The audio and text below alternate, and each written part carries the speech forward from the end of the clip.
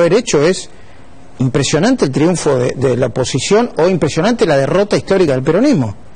Y te tengo que preguntar por todo por el escándalo de la carta, la embestida de la vicepresidenta. Bueno, en primer lugar, es la dinámica a la que nos tiene acostumbrados el kirchnerismo, ¿no? Porque la elección parece que fue hace un montón y fue el domingo pasado. Fue hace exactamente una semana.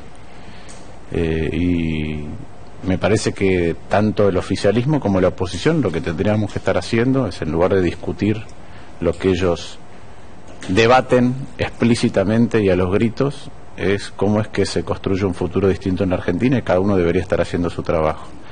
Yo creo que lo que pasó con la discusión que tuvo el kirchnerismo puertas adentro es que se acabó la ambigüedad.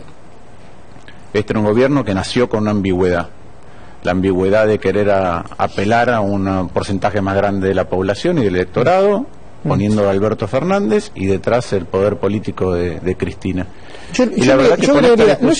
Y una anomalía política esa, por eso es una anomalía política la manera de construir, ¿no? Sí. Que la vice nombre al presidente. Es una anomalía política en varias dimensiones. La primera es que digamos que el primer mandatario tiene todos los atributos de su cargo, pero no tiene la legitimidad de los votos porque nadie se los considera propio. Entonces eso genera, como decía, un espacio en donde la política pública es menos nítida porque no se sabe para qué lado tiene que ir. Él es un presidente ambiguo en ese sentido, porque si bien está concebido ese diseño para apelar a un porcentaje mayor de los votos que Cristina había perdido y que no podía conseguir, se cristinizó. No, esa ambigüedad nunca le permitió avanzar en una agenda concreta, porque por un lado pretende apelar a algo más amplio, pero por otro lado tiene la restricción que le impone la propia Cristina. Y creo que ahora, después del resultado de la elección, lo que pasó es que esa ambigüedad se terminó. Y ahora ese espacio que es el Frente de Todos es nítida y claramente el cristinismo, no es ninguna otra cosa que el cristinismo. Y las decisiones que vemos en el gabinete nos remiten yo siempre dije que cuando se perdió en el 2019 no volvimos al 2015, volvimos al 2011. Bueno, ahora, cuando vemos este gabinete, es un gabinete del 2013. Es un gabinete cristinista de cabo a rabo, que lo que augura, en mi opinión, para adelante es mayor intensidad en las peleas que le importan al cristinismo. Por ejemplo, todas las institucionales. La manera de administrar el Estado va a ser netamente cristinista, esto de cómo utilizamos el Estado para resolver un problema político. Llámese, la primera instancia se llama elecciones en noviembre, pero es para resolver nuestro problema político, no para mejorar. Fíjate que ellos dicen cómo le ponemos plata en el bolsillo de la gente de acá al 14 de noviembre, no cómo le ponemos plata en el bolsillo de la gente permanentemente con una agenda de crecimiento de la Argentina. Entonces es la agenda institucional de ellos. Segundo, como decía, la utilización del Estado con un fin político. Y creo que como son actores los nuevos ministros de mucha intensidad, lo que vamos a tener es más rispideces y vamos a tener más polarización. ¿Y le va a afectar más al país? Yo no tengo ninguna duda de que le va a afectar más al país. Ahora, creo que hay algo interesante en el ciclo completo, desde el reconocimiento de Cristina de que el cristinismo es una minoría, que es lo que hizo cuando apeló a Alberto Fernández, hasta el resultado de esta elección. Ahora estamos viendo que el peronismo ni siquiera es una mayoría. Aunque vayan todos juntos, ¿no? Por eso, lo que hay es un debilitamiento por las causas que podamos analizar, si querés podés analizar, pero hay un debilitamiento político del peronismo.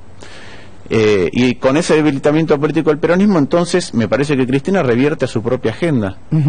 Eso es lo que estamos viendo. Ahora, la contracara de eso, volviendo a las elecciones, es que frente a una sociedad que le dice este peronismo que actúa de esta manera, que tiene estos abusos de la institucionalidad, estos abusos del Estado en su propio beneficio, estos privilegios que se otorgan a sí mismos, esto así no va más. Me parece que por un lado castigó eso y por otro lado habilitó, le dio una confianza a una oposición que lo que hizo es no solamente salir a defender ciertas cuestiones, sino reorganizarse de una manera más amplia. Entiendo. Luis, prepárate si le quieres hacer alguna pregunta a Martín Lustó, Federico Andajasi también, Pero yo te quería preguntar, ¿qué opinás de la última decisión del gobierno de tomar los DEC, a ver si yo lo resumo bien, tomar los DEC aportados por el Fondo Monetario, 4.300 millones de dólares, meterlos en el Banco Central, convertirlos en algún tipo de peso y no sé, largarlos de un helicóptero, de un avión para dárselo a la gente? Esa es la lectura. ¿Qué? ¿Es bueno, es malo, es grave? ya lo teníamos, ya se había discutido antes, ¿no? Primero es llamativo, hay una cosa que es llamativa, que es que lo que Cristina dice es que en estos últimos meses se gastó poca plata, ¿no?, para convencer al electorado, y sin embargo el único cambio que no vimos es el del ministro de Economía. Cambiamos el Ministerio de Seguridad, el Ministerio de Educación, Ministerio de Agricultura y el de Ciencia y Tecnología, pero no hay una discusión profunda acerca de la economía. Eso a mí primero me llama la atención. En segundo lugar, lo que vemos es que esa agenda que el ministro pretendía mantener otra vez dentro de un cauce para que no desbordara de inconsistencia la economía, que eso después genera crisis, y con las crisis genera más pobreza y más desigualdad, esa agenda ahora fue pasada por encima. Por eso decía, antes era una suerte de cristinismo que mantenía cierta ambigüedad, seguía apelando a esa parte electoral, pero yo quería construir un futuro distinto. Ahora esa agenda está evaporada. ¿Qué va a hacer el gobierno? Va a utilizar esos DEC para recibir pesos, al mismo tiempo le va a sacar después, otorgándole una letra intransferible al Banco Central, los DEC puros y duros que le entregó a cambio de pesos para pagar al Fondo Monetario, que decir que vamos a empeorar el balance del Banco Central. Y yo creo que como está contabilizando, esto es más técnico, pero como está contabilizando el ingreso de los DEC adentro de como un ingreso presupuestario, va a poder inclusive emitir más, un porcentaje aún mayor, de acuerdo a los límites que le impone la Carta Orgánica del Banco Central. Entonces toda esta operatoria de DEC... Irresponsabilidad, ¿no? Y genera más incertidumbre. Pero otra vez es una agenda de corto plazo.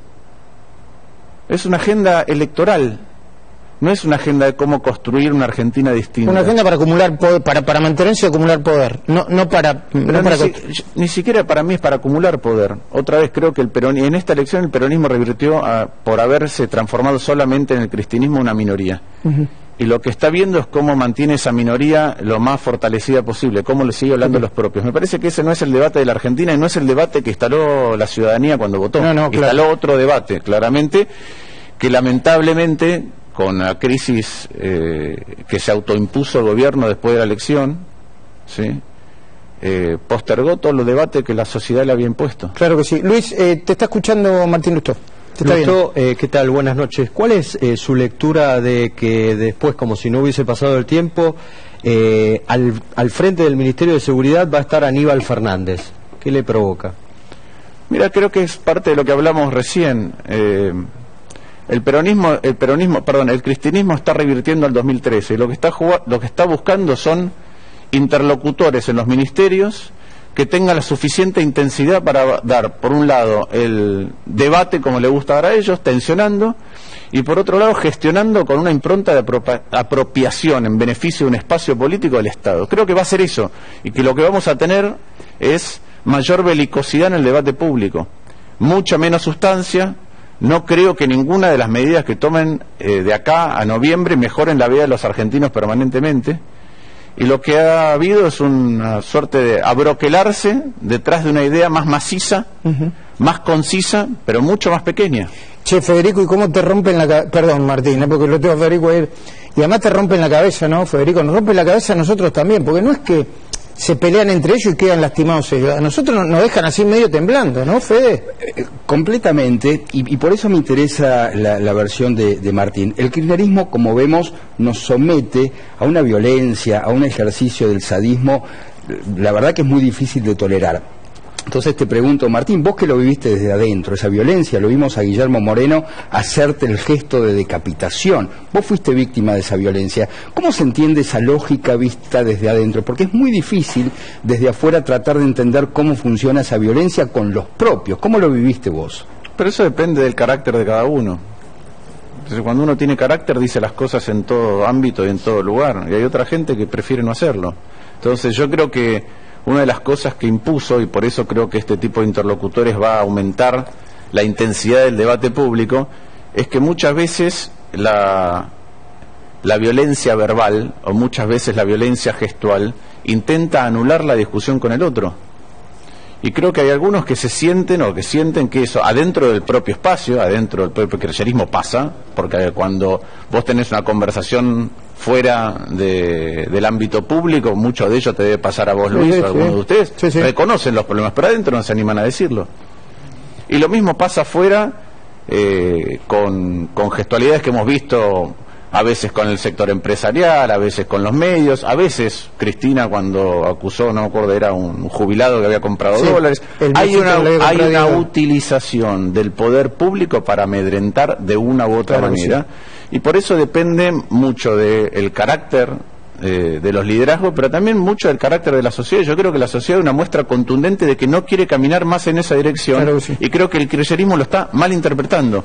No cree que lo han castigado por la mala gestión de la pandemia, no cree que lo han castigado por los privilegios indebidos que han tenido, no cree que lo han castigado por romper casi del todo el sistema educativo, no cree que lo han castigado por los magros resultados económicos, no creen que lo han castigado por la indecencia del vacunatorio VIP o de las fiestas, no cree eso. Cree que lo han castigado porque no ha utilizado los recursos del Estado, que son de todos, en búsqueda concreta de cuáles son sus votos. Y yo creo que eso no es así. Y que a medida que ellos no hacen la reflexión colectiva interna de por qué no están caminando en ninguna dirección que la sociedad vale, más problemas vamos a tener y más atentos tendremos que estar en la oposición. No solamente desde el punto de vista de frenar, porque insisto, cuando uno vota, cuando los ciudadanos votamos, redistribuimos poder, avalamos proyectos, liderazgos nuevos. No solamente lo que hacemos es poner un freno, y ahora tendremos más capacidad, sobre todo porque en el Senado, si hacemos una buena elección en las provincias donde se eligen senadores, podemos hacer... Puede perder el quórum, ¿no? Puede perder el quórum propio el kirchnerismo, y eso sería muy importante para tener otro sistema político. Creo que lo tenían desde el 83, sí, ¿no? Sí. Eso sería inédito. No solamente eso, sino lo que tenemos que construir es un futuro distinto. La elección no termina, es decir, con la elección lo que marca es un inicio de una discusión diferente en la Argentina. Y creo que esta semana lo hemos tenido obturado por lo desatino del debate interno del kirchnerismo, puesto explícitamente a la vista de todos.